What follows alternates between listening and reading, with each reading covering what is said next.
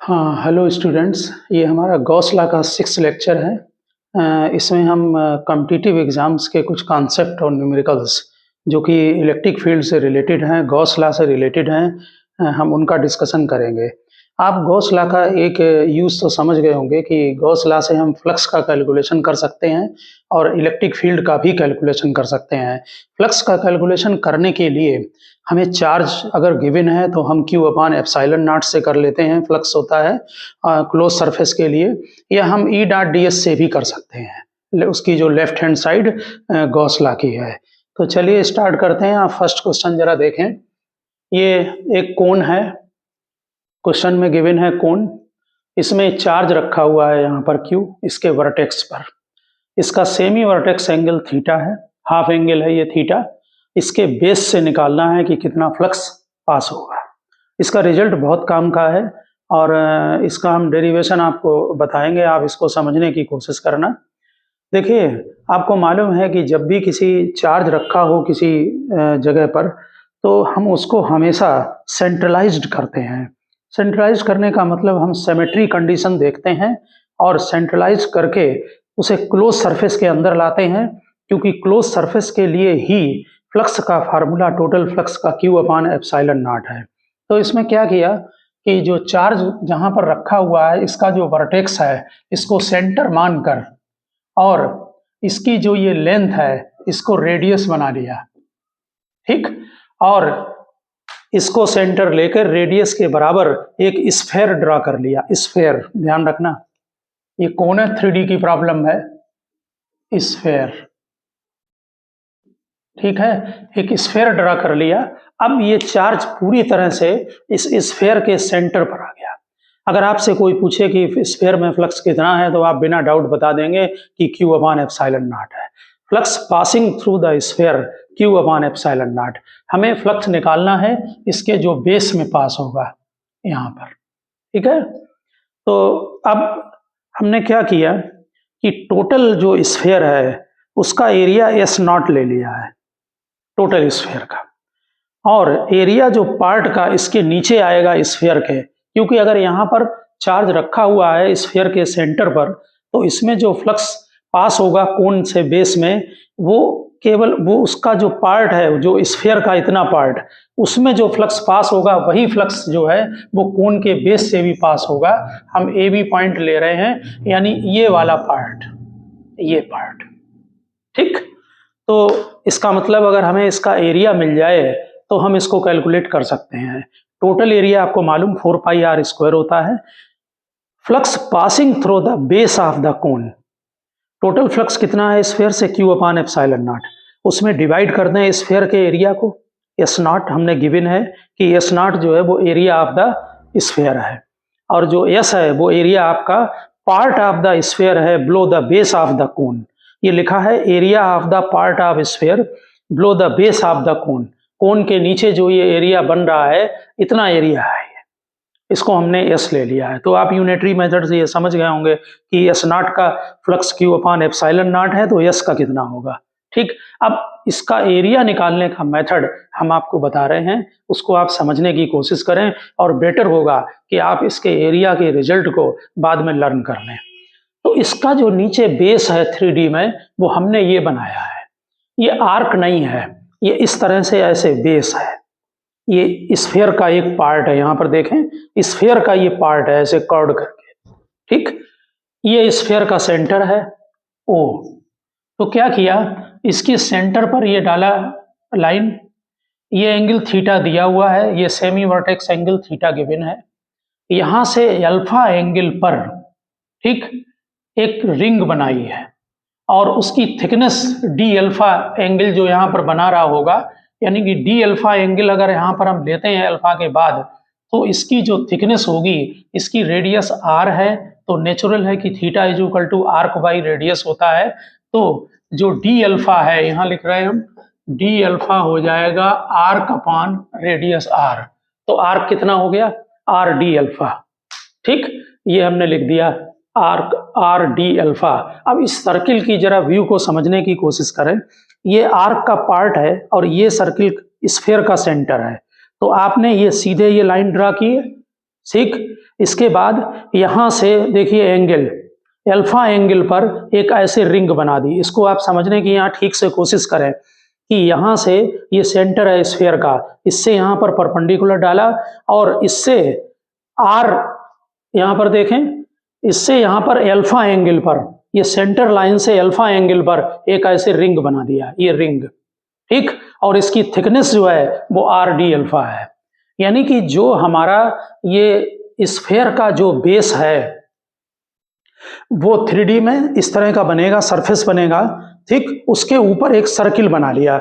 Natural है कि centre पर जो सर्किल बनेगा उसकी रेडियस 0 होगी, इसके बाद ऐसे सर्किल बड़े होते चले जाएंगे, ठीक। तो अल्फा एंगल पर डी अल्फा का जो एंगल यहाँ पर थिकनेस सब्सटेंड करेगा, उस उतनी थिकनेस का एक जो है वो आपने रिंग बना ली है।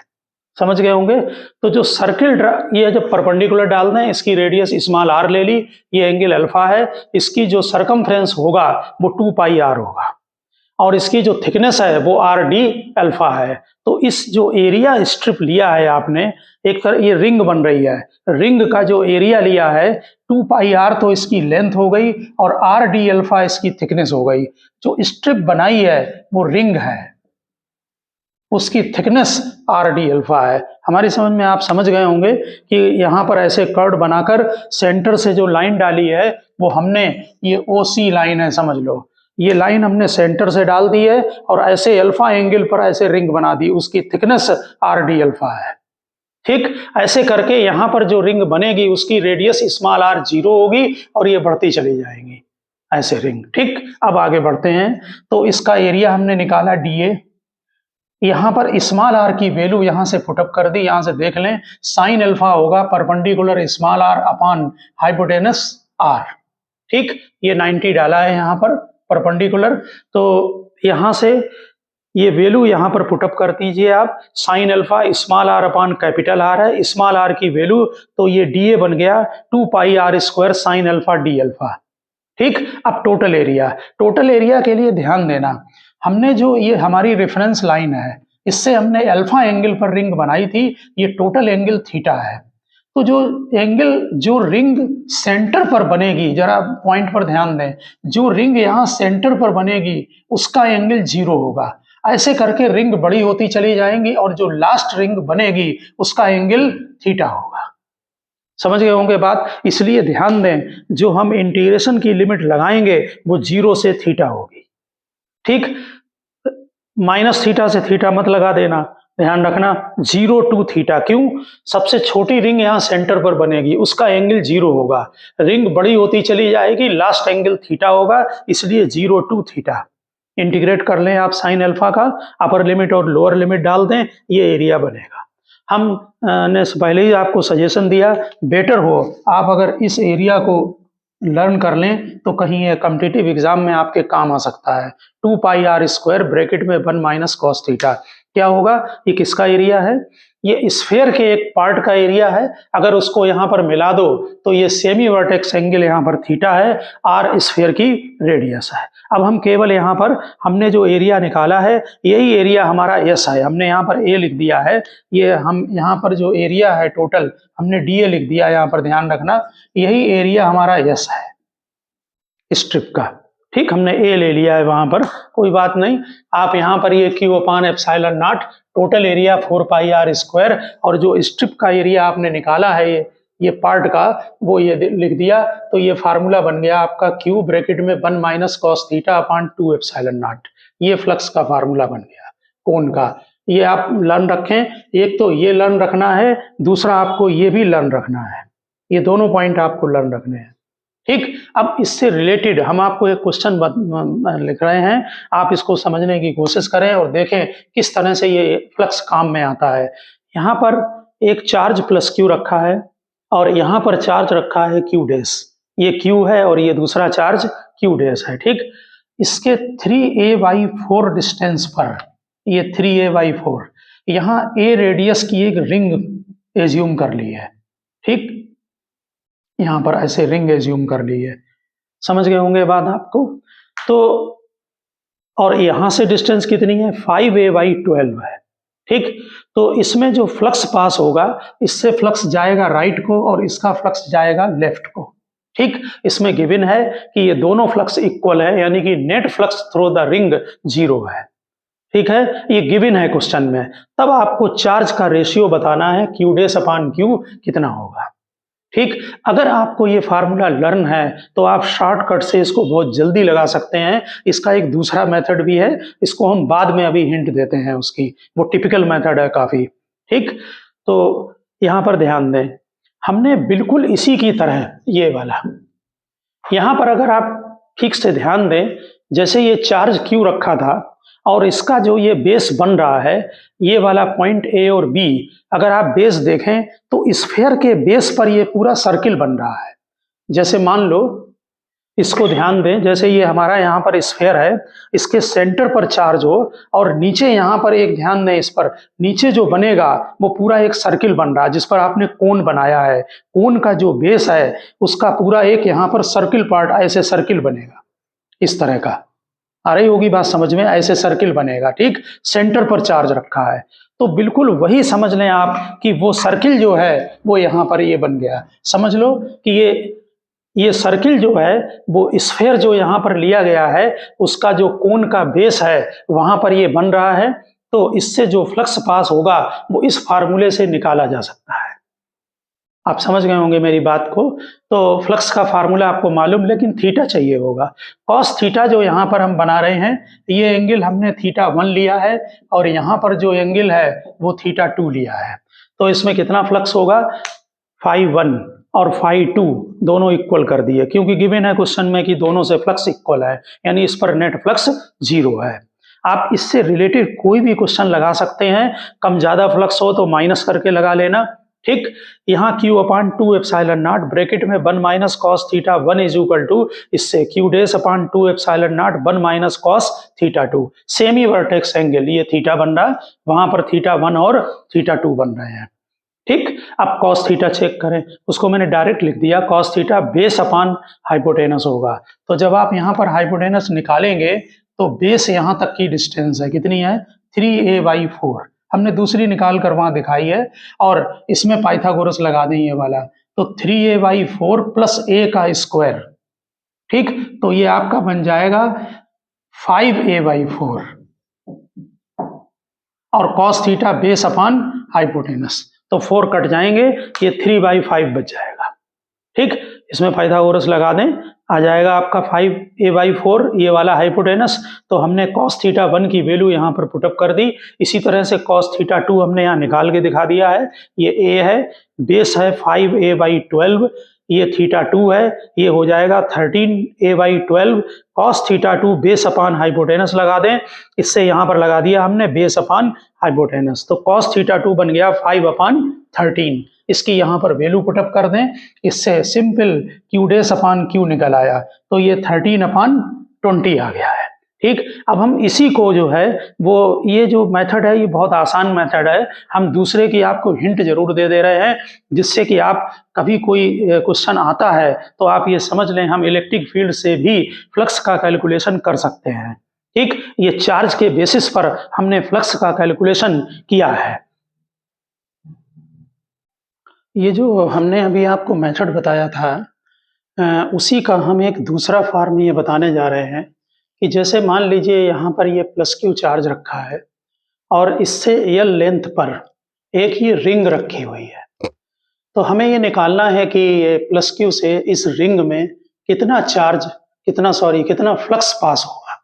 ठीक, ये रिंग अभी जो आपने स्फीयर बनाया था उसके बेस में जो कोन बन रहा था, कोन का जो बेस होगा वो भी रिंग बनाता है टोटल चारों तरफ सरकमफ्रेंस पर, तो डिस्क बनाता है ना, तो कॉर्नर पर रिंग होगी।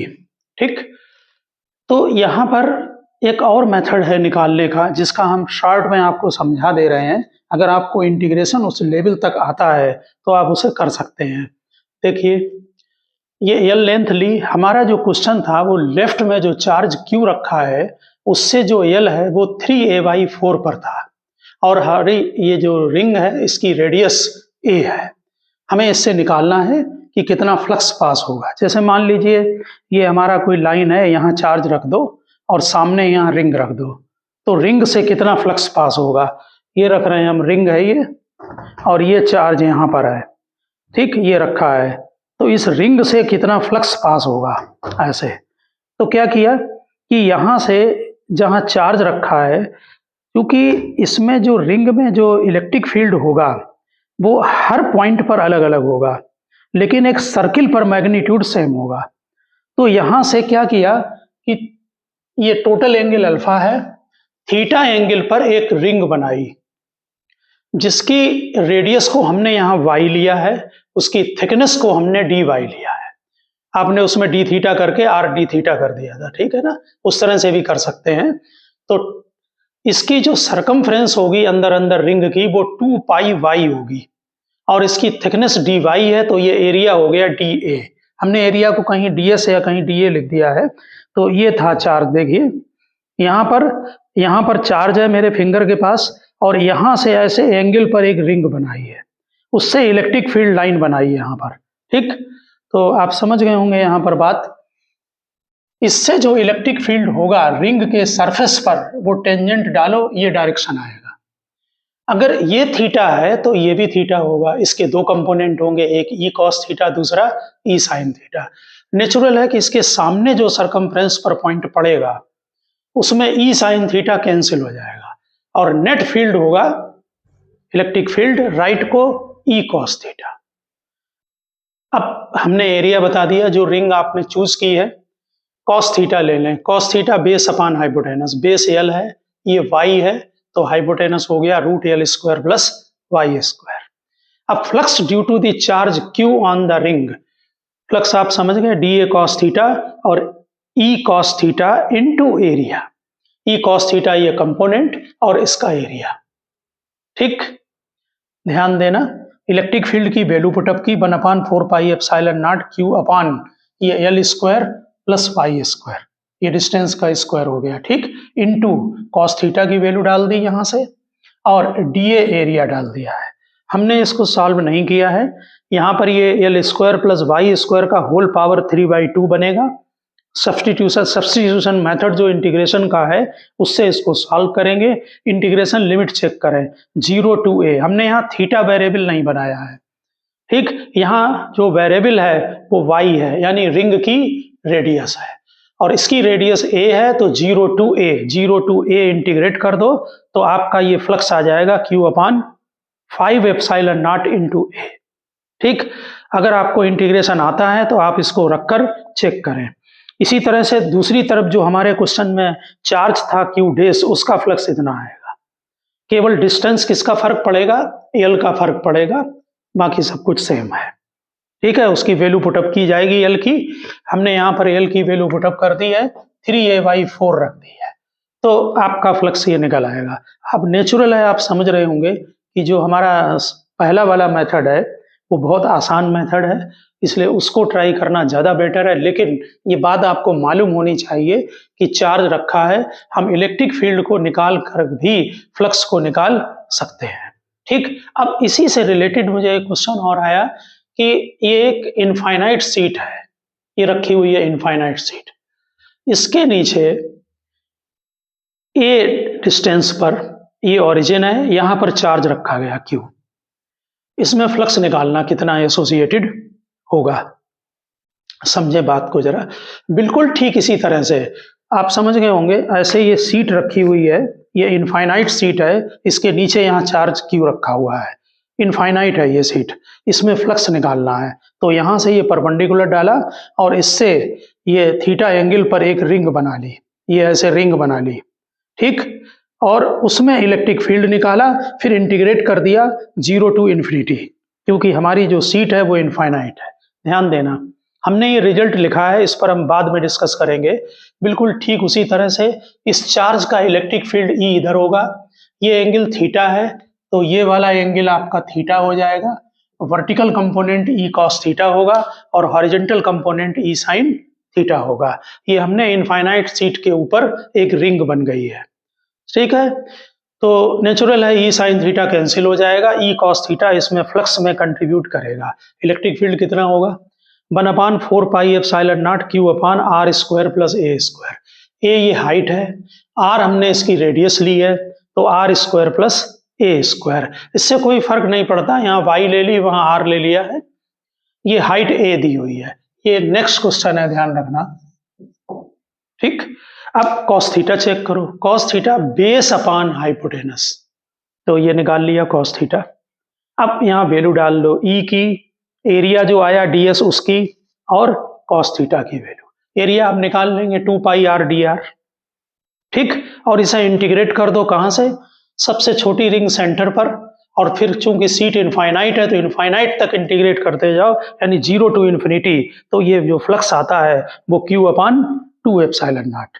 इसका डायरेक्ट मेथड हम आपको बताते हैं, और ध्यान रखना इस क्वेश्चन के आंसर को।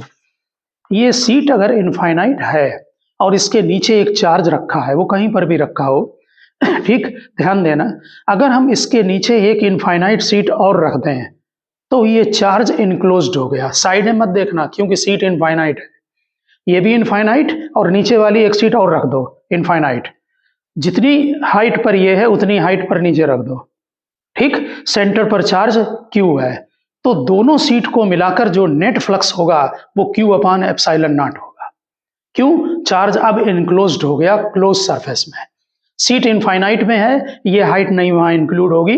इनफाइनाइट का मीनिंग आप समझते होंगे, ये भी इनफाइनाइट और नीचे भी इनफाइनाइट, पूरा यूनिवर्स कवर हो गया, समझ गए ना। तो इन दोनों सीट में मिलाकर जो फ्लक्स होगा वो क्यू अपॉन एप्सिलॉन नॉट होगा। तो एक सीट में कितना होगा, क्यू अपॉन 2 एप्सिलॉन नॉट। ये डायरेक्ट आंसर है, आप समझ गए होंगे, और माइंड में अपने बनाकर रखें कि अगर कोई इनफाइनाइट सीट है उसके नीचे चार्ज रखा है तो उसमें जो फ्लक्स होगा वो क्यू अपॉन 2 एप्सिलॉन नॉट होगा। इस मेथड से अगर निकालेंगे तो बहुत टाइम वेस्ट होगा और आंसर सेम आता है। आप अगर कंफर्म करना चाहें तो इसको कर सकते हैं। नेक्स्ट क्वेश्चन चेक करें। पहले आप नेक्स्ट क्वेश्चन की ज्योमेट्री को समझ लें। इसमें क्या है कि जैसे ये एक्स वाई जेड, ये एक्स ले लिया, ये वाई ले लिया, ये जेड ले लिया, ये 3 एक्सिस हो गए आपके, ठीक। यहाँ जेड एक्सिस पर ध्यान देना, ऐसे, क्योंकि इसे हमें हटाना पड़ेगा आगे समझाने के लिए, एक इनफाइनाइट लाइन चार्ज रखा है, ये पेन है, ये लाइन चार्ज है। ऐसे देखो जी, ये लाइन की जो इक्वेशन होगी, ये यहाँ से यहाँ तक की डिस्टेंस a है, तो ये a इसके लिए कांस्टेंट होगा, इसलिए z is equal to a, ये हो गई। ये यहाँ पर सॉरी √3/2a पर है, इसकी जो ये हाइट दी है, ये जो इनफाइनाइट लाइन चार्ज है, इसकी हाइट √3/2a दी हुई है, ये समझ गए ना। अब देखें, ये एक्स वाई प्लेन है, ये एक्स है, ये वाई है, तो ये प्लेन एक्स वाई प्लेन है, और जेड में ऐसे आपका ये रखा हुआ है इनफाइनाइट लाइन चार्ज। ये जो इनफाइनाइट लाइन चार्ज रखा है ऊपर, ये देखिए ओरिजिन है, इसके नीचे एक सीट रखी हुई है रेक्टेंगुलर, ये सीट की लेंथ ये एल है, और इसकी ये वाली जो वृत्त है ये ए है। ये लेंथ एल के ये वाई एक्सिस के अलोंग है, ए जो है ध्यान से समझना, ये लेंथ एल वाई एक्सिस के अलोंग है, और जो ए है वो एक्स एक्सिस के अलोंग है, ठीक। अब हमें इसमें फ्लक्स निकालना है। क्वेश्चन 3D का है, हम आपको समझाने की कोशिश करते हैं, आप समझने की कोशिश करना। देखिए, ये जो रिंग आपकी जो लाइन चार्ज है, लाइन चार्ज से जो फील्ड निकलता है वो इस तरह का होता है, सीधे यहाँ ध्यान देना, जैसे एक पॉइंट ले लो तो इससे फील्ड ऐसे, यहाँ ऐसे 3D में ऐसे, इधर इधर ऐसे 90 डिग्री पर होगा, और ऐसे हर पॉइंट पर होगा, इधर भी, यहाँ भी, इधर भी, ऐसे भी। यानी एक हम छोटा सा पार्ट ले रहे हैं, इससे जो फील्ड होगा वो सर्किल में 360 डिग्री पर डिस्ट्रीब्यूट होगा। ये बात आपके समझ में आ गई होगी, ठीक। ये लाइन चार्ज है, ठीक। अब जरा समझें, जो ये लाइन चार्ज है, ये इसकी लेंथ, अब ये नीचे सीट रखी हुई है और ये वाला पेन हमारा लाइन चार्ज है, ठीक। इसकी ये लेंथ एल है, क्योंकि लाइन चार्ज की जो लेंथ है वो इसके अलोंग है एल के, और ये कितना है, ए है। ध्यान देना, इसकी लेंथ जो है वो एल है। तो अब जरा पहले चार्ज देख लो, अगर इसकी लिनियर चार्ज डेंसिटी लेमडा है तो एल लेंथ पर टोटल चार्ज होगा लेमडा एल, क्योंकि लिनियर चार्ज यहाँ देखिए, यानी कि इस जो लाइन चार्ज है इसकी लेंथ एल तक, उसमें टोटल चार्ज कितना होगा। क्यों? क्योंकि ये जो हमने सीट रखी है इसमें जो लेंथ ये एल है, इसमें जो लाइनें निकलेंगी वो यहीं तक हमें निकालनी है, इसके बाहर हमें नहीं निकालनी है, क्योंकि ये लाइन इनफाइनाइट है।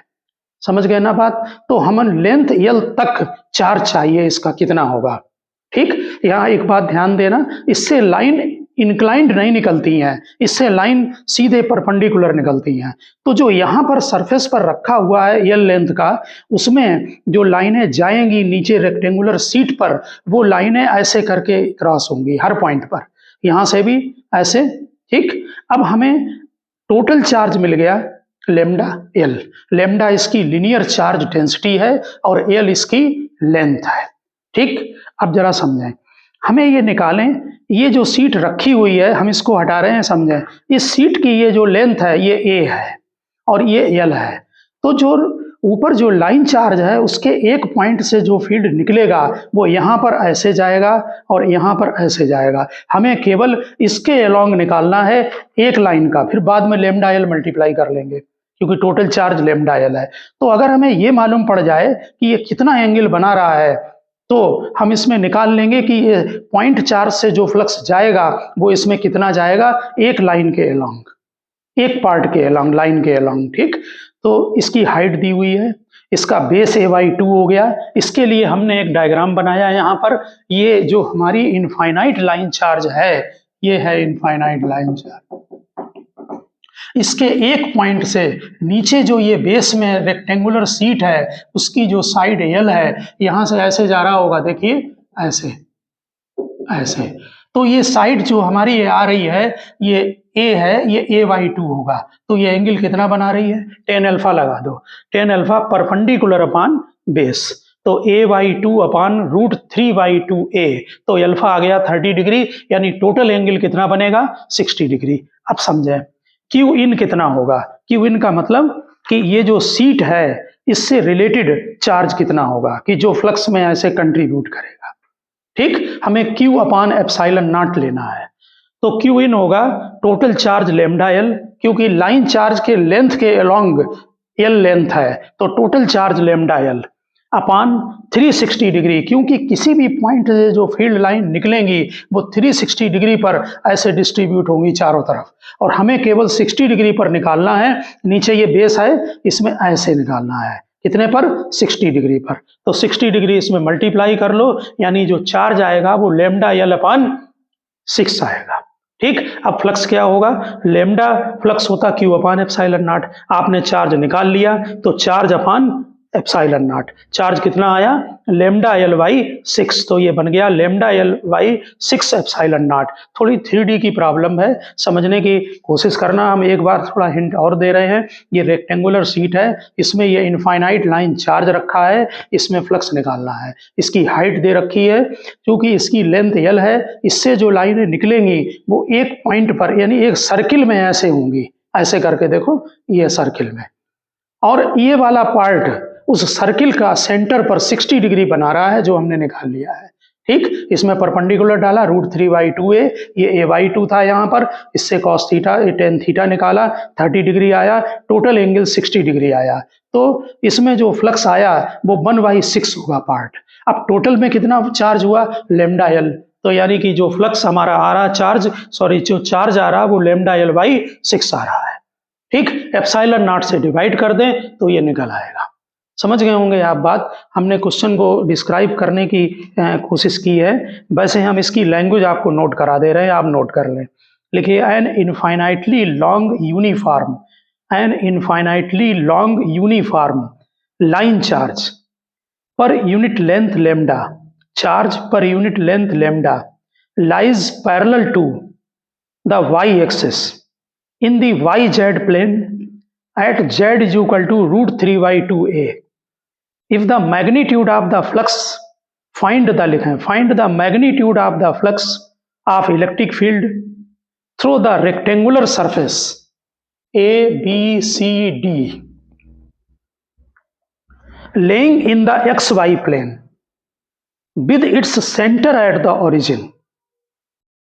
ठीक, तो हमने आपको ये समझा दिया है, इससे आपका ये फ्लक्स कैलकुलेटेड हो गया है। 3D का जो इमेजिनेशन है वो आपको बहुत ही ज़रूरी है करना। हाँ, ये जो हम नेक्स्ट क्वेश्चन ले रहे हैं, इसमें ये नॉन कंडक्टिंग सॉलिड स्फीयर है, ये वाला, और इसकी जो डेंसिटी है वो रो है। नेचुरल है, ये स्फीयर है तो यहाँ पर वॉल्यूम चार्ज डेंसिटी होगी। इसके अंदर एक कैविटी है और कैविटी के किसी भी पॉइंट पर हमने कोई रैंडम पॉइंट P ले लिया है, डायग्राम में चेक करें, ये पॉइंट P है। यहाँ पर हमें इलेक्ट्रिक फील्ड का कैलकुलेशन करना है। ठीक, आप यहाँ पर ऊपर नोट कर दें, लिखिए find the field strength, find the field strength यानी कि electric field strength inside a cavity in a non-conducting solid sphere, in a non-conducting solid sphere, ये स्फेरिकल कैविटी है। ठीक, तो देखिए इसमें भी हम सुपरपोजिशन प्रिंसिपल को लगाएंगे कि अगर हम P पॉइंट पर हमें फील्ड कैलकुलेट करना है तो टोटल स्फीयर के ड्यू टू फील्ड कैलकुलेट करेंगे और कैविटी के ड्यू टू फील्ड कैलकुलेट करेंगे और इसको माइनस कर देंगे। ठीक, आप कई बार सुपरपोजिशन लगा चुके हैं, इसलिए ध्यान रखें इस चीज को। आप यहाँ पर जरा नोट कर लें 2 लाइन, फिर हम बताते हैं। देखिए field at any point, field at any point inside a cavity in a solid dielectric, in a solid dielectric sphere can be calculated as the vector difference of field due to entire sphere at that point and the field at the same point due to the solid sphere, which can tightly fit inside the cavity, which can tightly fit inside the cavity। यानी कि हम total sphere के due to मानकर यहाँ कि पूरे में charge जो है डेंसिटी रो है, फिलअप है, उससे यहाँ फील्ड निकालेंगे और फिर कैविटी में लेकर कि इसमें भी डेंसिटी रो है। ठीक, और उसका फिर यहाँ पर माइनस कर देंगे P पॉइंट पर। तो जरा चेक करें, electric field due to the whole sphere at point P। देखिए ये हमने डायरेक्ट किया है, जब आप P पॉइंट पर हम ड्यू टू होल स्फीयर निकालेंगे तो ये इनसाइड द पॉइंट है। P पॉइंट को टच करते हुए एक गॉसियन सरफेस बनाया जाएगा जिसकी की रेडियस R1 होगी। ये P पॉइंट का जो बड़ा वाला स्फीयर है, C1 इसका सेंटर है, इससे इसका हमने पोजीशन वेक्टर R1 लिया है, यानी कि इसकी डिस्टेंस R1 है। और जो हमारा पॉइंट जो स्फेरिकल कैविटी है, इसका सेंटर C2 है, इससे जो P पॉइंट लिया है उसकी डिस्टेंस R2 है, वेक्टर लगा दिया R2 पर। C1 और C2 की जो डिस्टेंस है वो वेक्टर R है। ठीक, अब जब हम P पॉइंट पर फील्ड निकालेंगे ड्यू टू होल स्फीयर तो हम P पॉइंट को टच करते हुए ऐसे एक गॉसियन सरफेस बनाएंगे। तो आपको फार्मूला पता है E डॉट ds, आप इनसाइड निकाल चुके हैं फार्मूला गॉस लॉ में, Q in upon epsilon not. E integration sign से बाहर ले लें, थीटा 0 होगा, ds बचेगा।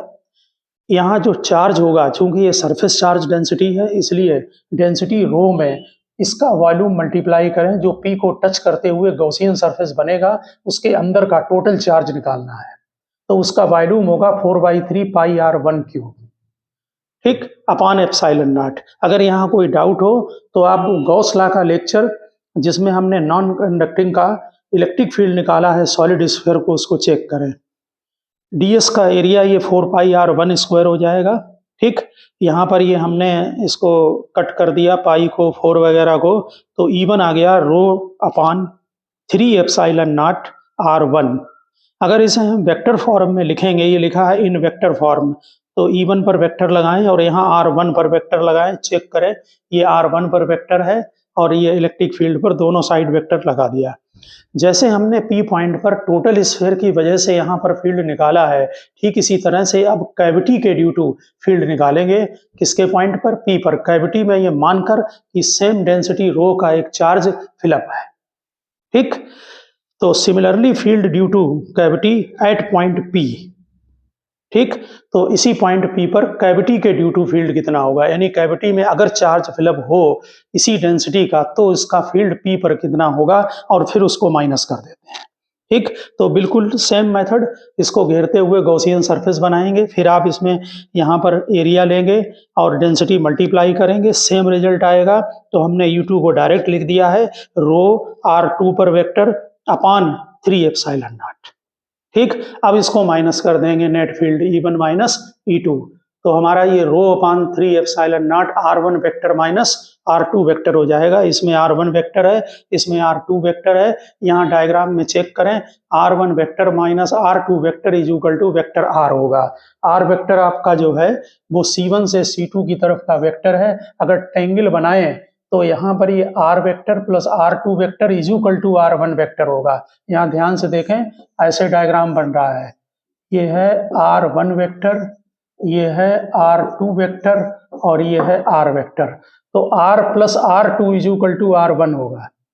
ठीक, तो R is equal to R1 vector minus R2 vector, यहाँ पर वेक्टर R आ गया। वेक्टर R क्या है, सेंटर से सेंटर C2 तक की डिस्प्लेसमेंट है, यहाँ से यहाँ तक का। ठीक, वेक्टर है इसका, यानी कि C2 का पोजीशन वेक्टर है with respect to centre C1 है। यहाँ इस पॉइंट पर ध्यान दें, हम कैविटी के अंदर अगर हम कोई भी पॉइंट ले लें, हमने पॉइंट P लिया तो ऊपर था, लेकिन डिस्टेंस आई है C1 से C2 तक की। ठीक, तो ठीक उसी तरह से अगर हम स्फेरिकल कैविटी के अंदर हम कहीं पर भी पॉइंट लेंगे उसका रिजल्ट सेम आएगा। ठीक, और सेंटर से सेंटर तक का वेक्टर आता है। इसका मीनिंग है कि इस कैविटी के अंदर जो इलेक्ट्रिक फील्ड होगा वो यूनिफॉर्म होगा। ठीक, यानी इसके अंदर जो इलेक्ट्रिक फील्ड होगा वो यूनिफॉर्म होगा, ध्यान रखें। और अब इस पर जरा 2 पॉइंट को ध्यान दें, अगर हम यही कैविटी यहाँ सेंटर पर फिट कर दें जिसका कि सेंटर कोइंसाइड करे, यानी देखते हैं ना सेंटर कोइंसाइड कर रहा है C2 C1 के ऊपर, तो नेचुरल है कि वेक्टर R 0 हो जाएगा। ठीक, ये non conducting solid sphere same है। ठीक, इससे हमने केवल कैविटी को सेंटर पर रख दिया है, तो ये सेंटर पर ले आए हैं कैविटी को, यानी कि कैविटी का सेंटर और स्फीयर का सेंटर सेम है, तो फिर R 0 हो जाएगा, उसके अंदर इलेक्ट्रिक फील्ड 0 हो जाएगी। यानी है ये नॉन कंडक्टिंग, लेकिन अंदर कोई कैविटी, अगर कैविटी आउट ऑफ सेंटर होगी, यानी कि कैविटी का सेंटर और ये इसका सेंटर कंसाइड नहीं करेगा, तो कैविटी के अंदर जो फील्ड होगा वो यूनिफॉर्म होगा। लेकिन अगर सेंटर कंसाइड करेगा तो इसका फील्ड अंदर 0 होगा कैविटी के अंदर। ठीक, ये जो फिनोमिना है या जो ये आर्टिकल है, ये एक जगह और यूज होता है कि अगर मान लीजिए एक हमने कोई स्फीयर लिया और एक दूसरा स्फीयर है, इसकी डेंसिटी रो है और इसकी डेंसिटी माइनस रो है। ठीक, और ये दोनों आपस में इंटरसेक्शन कर रहे हैं, यहाँ पर कट कर रहे हैं। ठीक, तो इसमें जो रिजल्ट आता है वो सेम रिजल्ट आएगा जैसे आपने यहाँ पर लिया है, field in the region of intersection, जो इंटरसेक्शन का रीजन है। कारण ये है कि इसकी डेंसिटी रो है और इसकी माइनस रो है, तो इसके ड्यू टू जो हम यहाँ पर फील्ड निकालेंगे किसी पॉइंट पर, ठीक, और इसके ड्यू टू हम फील्ड निकालेंगे, उसको ये माइनस में आएगा, ये प्लस में आएगा। जब हम इसके ड्यू टू R1 वेक्टर ले लो, कोई भी पॉइंट यहाँ पर P ले लो, इस पर R1 वेक्टर ले लो, इसके ड्यू टू R2 ले लो, माइनस करेंगे तो फिर यहाँ पर C1 C2 आ जाएगा। ठीक है, तो यहाँ पर जरा ध्यान रखना ये इस आर्टिकल को कि इसमें जो आपका इंटरसेक्शन है, इसके किसी भी पॉइंट पर जो फील्ड होगा वो सेम रिजल्ट आता है, और ये रिजल्ट ये इस पर वैलिड करता है अगर ये स्फीयर इसके अंदर हो, क्योंकि तब ऐसे काम करता है, क्योंकि ये रो है, ये माइनस रो है, तो चार्ज कैंसिल हो जाएगा, कैविटी की तरह काम करता है। ठीक है ना, तो ये रिजल्ट कैविटी में भी यूज होता है और ये दूसरा स्फीयर इसके अंदर होना चाहिए। ठीक है ना, और अगर इंटरसेक्शन कर रहा है तो तब भी ये जो है वो आर्टिकल काम करता है। तो आप यहाँ पर इसके नीचे एक पॉइंट नोट कर देना, इन particular this result is valid where one sphere is completely within the other sphere. If one sphere is completely within the other sphere, और करके लिखें, there is a spherical cavity in the sphere. हमने cavity का आपको निकाल के दिखा दिया है, there is a spherical cavity in the sphere. अब दूसरी चीज देखें, अगर बिल्कुल इसी रिजल्ट की तरह ये हमारा एक सिलेंड्रिकल है, सिलेंडर है, इसकी भी डेंसिटी रो ले रहे हैं, ठीक है ना, और इसके अंदर एक सिलेंड्रिकल जो है वो कैविटी है, ये बड़ा वाला सिलेंडर है, जैसे वहाँ स्फीयर था और यहाँ पर ये अंदर हमने एक सिलिंड्रिकल कैविटी ले ली है। इसके सिलिंड्रिकल कैविटी के अंदर कोई पॉइंट P ले लिया है, इसका सेंटर C1 है, कैविटी का सेंटर C2 है, इसका P का पोजीशन वेक्टर C1 के रिस्पेक्टिव R1 है और C2 के रिस्पेक्टिव R2 है। तो यहाँ पर भी जब गॉस लॉ लगाएंगे तो इसकी लेंथ L ले ली तो यहाँ एरिया होगा E1 × 2 पाई R1L। जैसे वहाँ 4 पाई R स्क्वायर लिया है वैसे यहाँ पर 2 पाई RL। आपको मालूम है ये वॉल्यूम होता है E1 × यहाँ पर ध्यान दें, सॉरी ये एरिया है। जैसे यहाँ ds एरिया लिया है 4 पाई R स्क्वायर, वैसे यहाँ पर भी एरिया 2 पाई RL लिया है। ठीक है, यहाँ पर वॉल्यूम लगेगा क्योंकि इसकी डेंसिटी रो है तो वॉल्यूम होगा पाई R1 square L upon epsilon not. यहाँ पर L कैंसिल हो जाएगा, जो E1 आया वो rho upon 2 epsilon not R1 आया। इसमें भी वेक्टर लगा ले E1 के ऊपर और R1 के ऊपर। जैसे हमने ये E1 निकाला है ठीक उसी तरह से हम कैविटी के ड्यू टू फील्ड निकालेंगे P पॉइंट पर, तो उसका रिजल्ट सिमिलर ऐसा ही आएगा जैसे वहाँ स्फीयर में आया है। तो E2 = रो R2 पर वेक्टर अपॉन 2 एप्सिलॉन नॉट। इसमें R1 पर वेक्टर, इसमें R2 पर वेक्टर। नेचुरल है कि जब दोनों को माइनस करेंगे तो वेक्टर R आ जाएगा। ठीक, तो दोनों के रिजल्ट आपको लर्न रहे तो बेटर रहेगा। ये ध्यान रखना इसमें फील्ड यूनिफॉर्म आता है और इसमें भी ध्यान रखना कि इसमें फील्ड यूनिफॉर्म होता है। ठीक, अब आप जरा नेक्स्ट क्वेश्चन देखें। नेक्स्ट क्वेश्चन में हमने एक ये दिया है, ये लिखा है यूनिफॉर्मली चार्ज्ड स्फीयर। इसमें एक यूनिफॉर्मली चार्ज्ड स्फीयर है, इसमें टोटल चार्ज Q ले रहे हैं और इसके बाहर इसकी रेडियस R है, ये कैपिटल R इसकी रेडियस लिखी गई है। इसके बाहर जो रीजन है, पूरा सराउंडिंग रीजन है, ये रीजन में जो डेंसिटी है वो A/R है, यानी डिस्टेंस के साथ डिक्रीज हो रही है। स्मॉल r सेंटर से डिस्टेंस है। ठीक है, यहाँ पर आप क्वेश्चन को जरा नोट करें, इंपॉर्टेंट क्वेश्चन है, ध्यान रखना। लिखिए a system consist of uniformly charged sphere of radius R। ये है, इसका रेडियस R है, uniformly charged sphere of radius R and a surrounding medium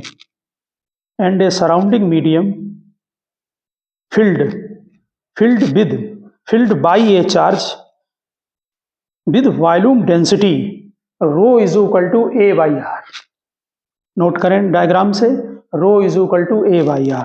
ठीक, A पॉजिटिव कांस्टेंट है, R स्मॉल r लिखें। Small r is the distance from the centre of sphere. Small r is the distance from the centre of sphere. लिखिए find the charge on the sphere, for which electric field inside the sphere electric field outside the sphere is independent of R। Electric field outside the sphere is independent of R, small r। ये कह रहा है कि इसके अंदर कितना charge हो कि जो बाहर का फील्ड हो वो R पर डिपेंड ना करे। तो कोई बात नहीं, ऐसा करते हैं, इससे स्मॉल r डिस्टेंस पर एक गॉसियन सरफेस बनाकर और फील्ड को निकाल लेते हैं, फिर देखते हैं कि कैसे उसको इंडिपेंडेंट बनाया जाए। ठीक, तो यहाँ सेंटर से एक स्मॉल r डिस्टेंस पर, ये लिखा है स्मॉल r, ये वेरिएबल है स्मॉल r, हम ले सकते हैं। इस पर एक गॉसियन सरफेस बना लिया। ये हमने जो डॉटेड बनाया है ये गॉसियन सरफेस।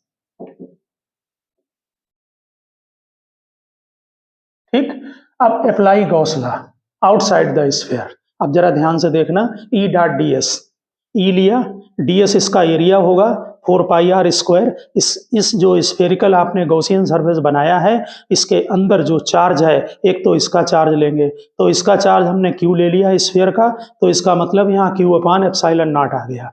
ठीक, अब इसके ड्यू टू लें, जरा ध्यान से देखना, इसमें चार्ज कैसे निकाला जाएगा। इस वाले में इतने पोर्शन में यहाँ देखें तो चार्ज होता है, यहाँ फार्मूले में Q/ε0 होगा चार्ज, ये वॉल्यूम चार्ज डेंसिटी है। ठीक है, तो वॉल्यूम का मल्टीप्लाई कर लें। ठीक, तो यहाँ से जो एरिया होगा वो 4 पाई R स्क्वायर होगा और एक थिकनेस dr ले ली तो 4 पाई R स्क्वायर dr, ये बन गया वॉल्यूम। आप समझ गए होंगे कि यहाँ R डिस्टेंस पर निकालना है। ठीक, तो ये जो डिस्टेंस फिर समझा रहे हैं, ये वेरिएबल चीज है। यहाँ से हमने R डिस्टेंस पर एक dr थिकनेस की एक स्ट्रिप ले ली है। पहले उसमें निकालें कि कितना चार्ज है, फिर इसको इंटीग्रेट कर दें तो निकल आएगा कि यहाँ से यहाँ तक ये टोटल चार्ज कितना होगा। समझ गए होंगे।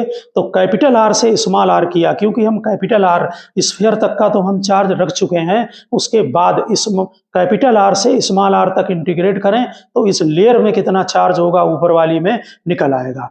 समझ गए। आर डिस्टेंस पर स्मॉल आर की थिकनेस की स्ट्रिप ली है, उसका वॉल्यूम होगा 4 pi r square into d r, और वॉल्यूम चार्ज डेंसिटी है ए बाई आर।